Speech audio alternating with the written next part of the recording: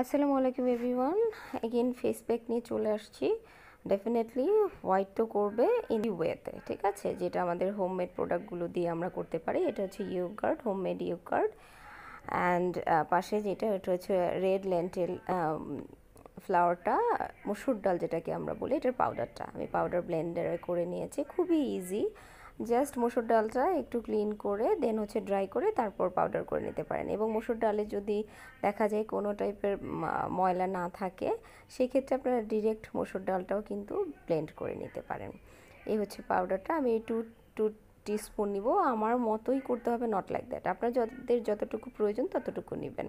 অনেকে আছে full body দিতে চাচ্ছেন, সেটাও পারা যাবে, নো প্রবলেম। এবং মুসুর ডালটা কিন্তু ট্র্যাডিশনাল, আমি বলবো স্কিন কেয়ারের জন্য একটা খুবই খুবই ইম্পর্ট্যান্ট এলিমেন্ট। অলওয়েজই দেখা যায় ডিরেক্ট অনেকেই মুসুর ডালটা ফেস অ্যান্ড বডিতে দিয়ে থাকে হোয়াইটের জন্য। অ্যান্ড এটা কিন্তু আপনার স্কিনটাকে অনেক ক্লিন করে, স্ক্রাবিংয়ের কাজটা খুব ভালো করে মুসুর ডাল।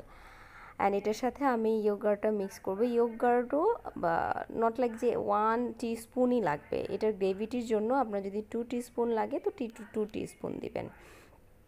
আর টিস্পুন বলে স্পুন কিন্তু সেম হয় না সবার, তো সেই জন্য আপনারা বুঝেই দিতে হবে। এই যে মেক হয়ে গেল। কিডসদের ক্ষেত্রে আপনারা যেটা করবেন, 7 to 8 মিনিটস রেখে দেন হালকা একটু খুবই সামান্য স্ক্রাবিং, যেটাকে আসলে ওই ড্রাই হয়ে গেলে যেটা হয় যে হালকা একটু ওয়ার্ম ওয়াটার দিয়ে ক্লিন করতে হবে। তো ক্লিন করার জন্য একটু স্ক্রাবিং করতে হবে, মাসাজ করতে হবে, that's it. And then after that কিন্তু অবশ্যই আপনারা ময়শ্চারাইজার একটা বাচ্চাদেরকে লাগাতে হবে, অ্যান্ড বড়োদেরও সেম। বিকজ আপনার মসুর ডালটা কিন্তু ওই যে যেটা বললাম যে আপনার স্ক্রাবিংয়ের কাজ করে এবং স্কিনটা ড্রাই করে ফেলতে পারে। তো দ্যাটস ইট।